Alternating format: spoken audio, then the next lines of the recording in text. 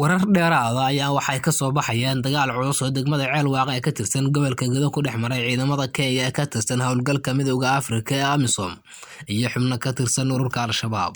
Dagaalka ayaa yimid kadib markii sida la sheegay xubno ka tirsan ururka Al-Shabaab ay weerar qarax ku bilowday ku qaadeen saldhig ciidamo ka tirsan kuwa Kenya ku leeyihiin degmada Ceelwaaq, waxaana halkaasi ka dhacay dagaal xooggan. Dadka degmada qaarkood ayaa waxay Sooyaal TV u sheegeen inay maqleen dhawaaqa rasaasta ay isku adeegsanayaan labada dhinac, sidoo kalena uu jiro khasaare dagaalka ka soo gaaray labada dhinac balse aysan faahfaahin dheeraad ah ka bixin karin. Sidoo kale dadka degmada ayaa waxay sheegeen inay cabsi ballaaran ka soo wajahday intii uu dagaalku socday maadaama ay ka baqdeen inay waxyeello ka soo gaarto dagaalka. Al-Shabaab oo ka hadlay dagaalka ayaa waxaa warar lagu qoray baraha internetka ee taageera Al-Shabaab. Waxaa lagu sheegay in weerarkaasi lagu dilay askar uu ku jiro sargaal laba xidigle Kenyaan ah walow aysan jirin warar madax bannaan oo xaqiijinaya sheegashada Al-Shabaab. Wararkii ugu dambeeyay ee naga soo gaaraya degmada Ceelwaaq ee gobolka Gedo ayaa waxay sheegayaan in ciidamada Kenya ay halkaasi ka wadaan dhaqdhaqaaq xooggan maadaama saldhigga ay ku sugan yihiin la weeraray. Waa Mahad Weel Warsame, Sooyaal TV, Cawdwaaq.